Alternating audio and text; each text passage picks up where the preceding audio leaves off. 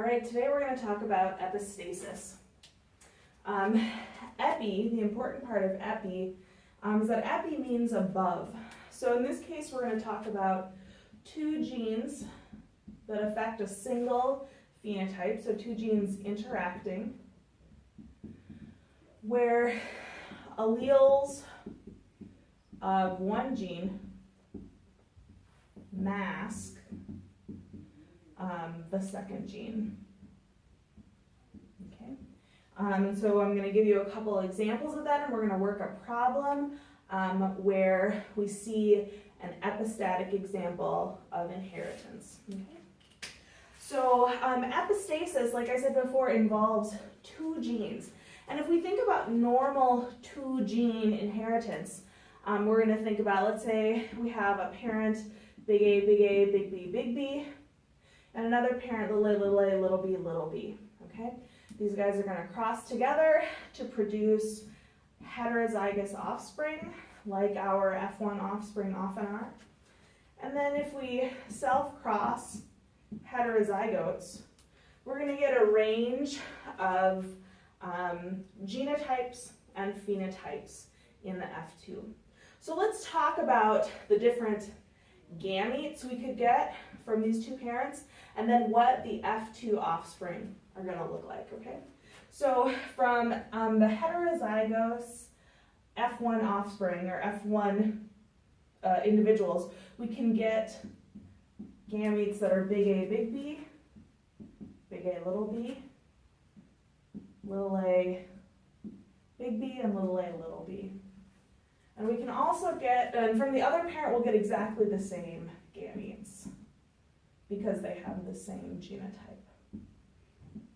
Now we can go through and calculate what the offspring, the genotype of each of the offspring will be, and then we'll talk about what the phenotype of those offspring will be.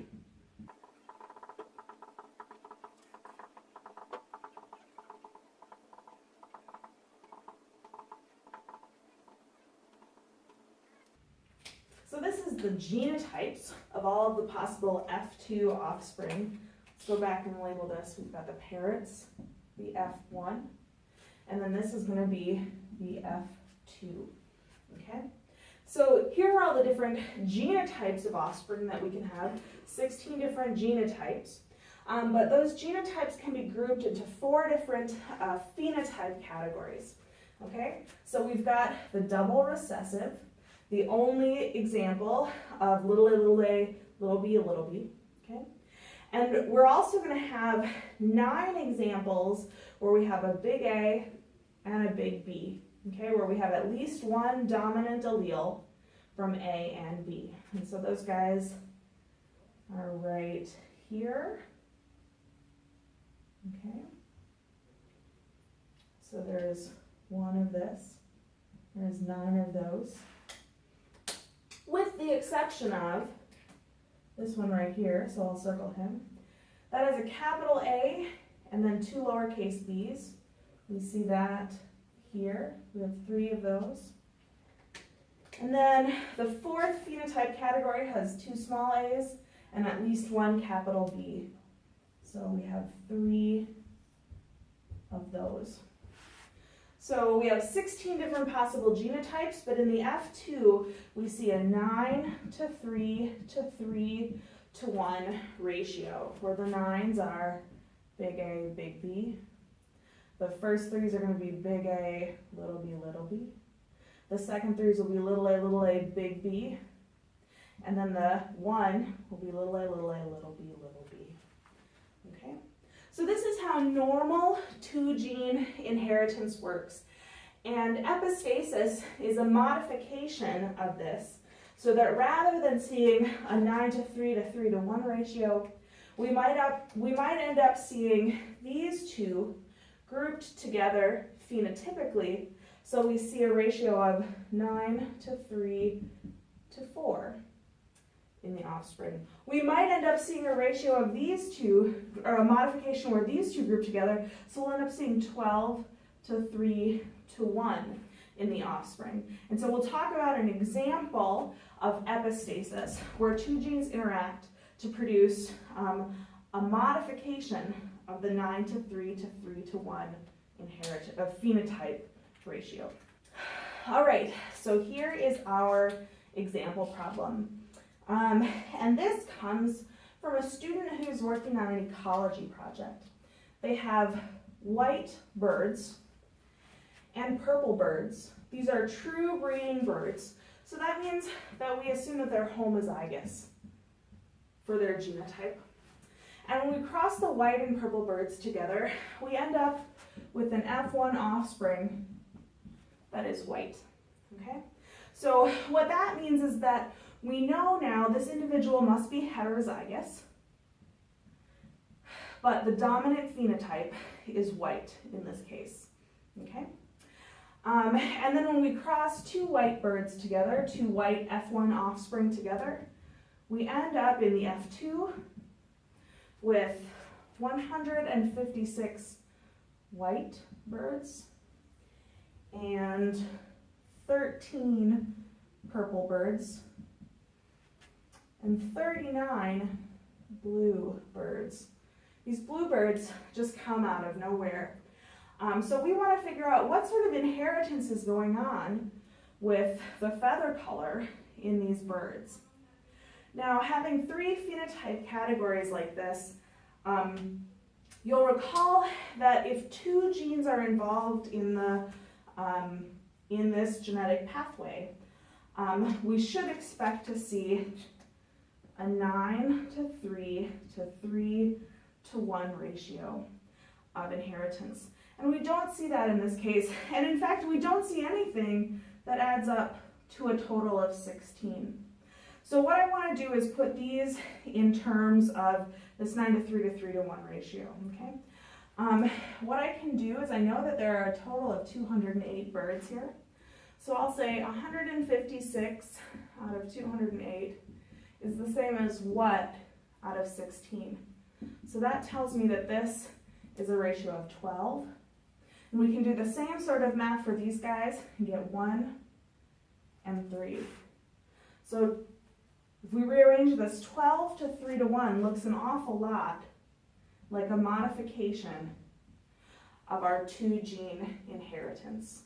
Okay? So that suggests that epistasis is going on here. Something that we know, some more things that we can deduce from this problem is that if this is our one category, we know the genotype of these birds. They must be little a, little a, little b, little b.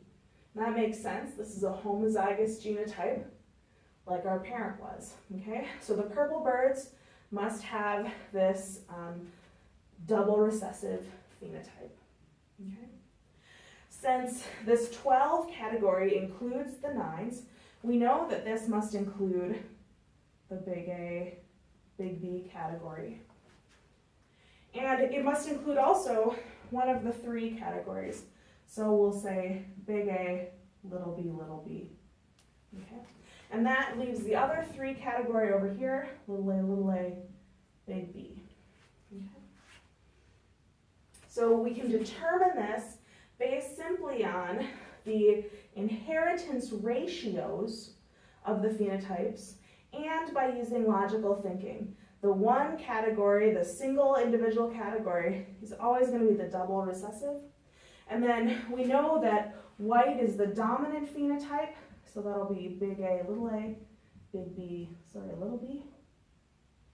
Okay? So this genotype must also be present here in the white genotype. Okay? Great. We can also know up here that this is big A, big B, big B. So just using our logic about how inheritance works and what normal two-gene inheritance looks like, we can fill in genotypes for many of the offspring. Okay? Now, how could we get this information to work into a biochemical pathway about colors? In this case, remember that we're talking about 2 genes interacting to affect a single phenotype. The genes in this case are A and B, and the phenotype is feather color. Okay? So recall that genes encode proteins. Okay? So when we have gene A, it encodes some protein A. that's going to have a function inside the cell. And similarly, gene B is going to encode protein B that has some function inside the organism. And we want to relate those protein functions to the phenotype, the trait of feather color. Great. So let's start by thinking about our white feathers, our purple feathers, and our blue feathers. Individuals who have the purple color are little a, little b, little b. So they don't have functioning versions of protein A and protein B. Individuals with blue feathers, we decided down here are little a, big B. Okay? So if we're going to convert a color from purple to blue inside the cells, the only difference in these genotypes is the function of protein B.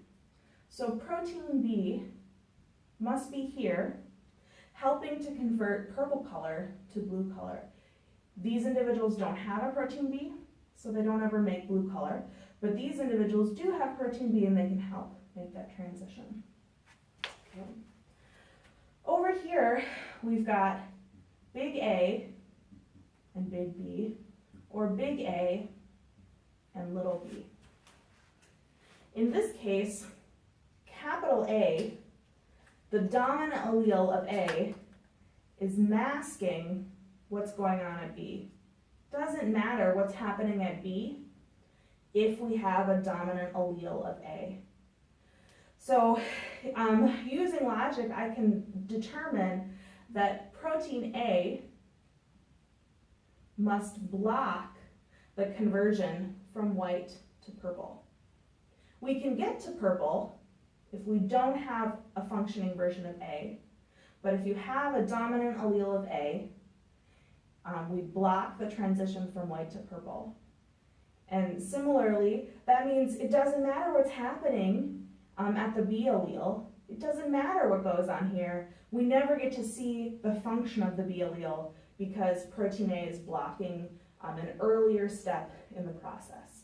So in this case, alleles of A are masking the effect of what's going on at big B or little b, okay?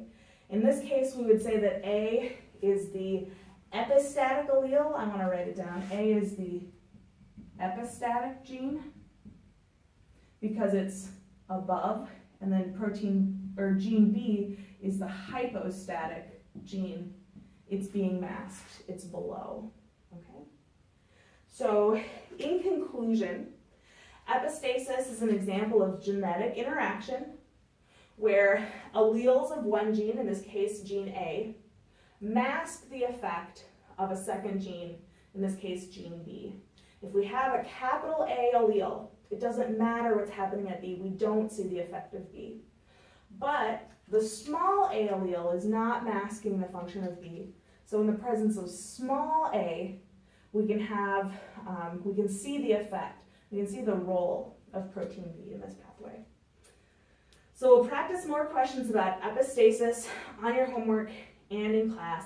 Your SI leaders and I can both answer questions for you.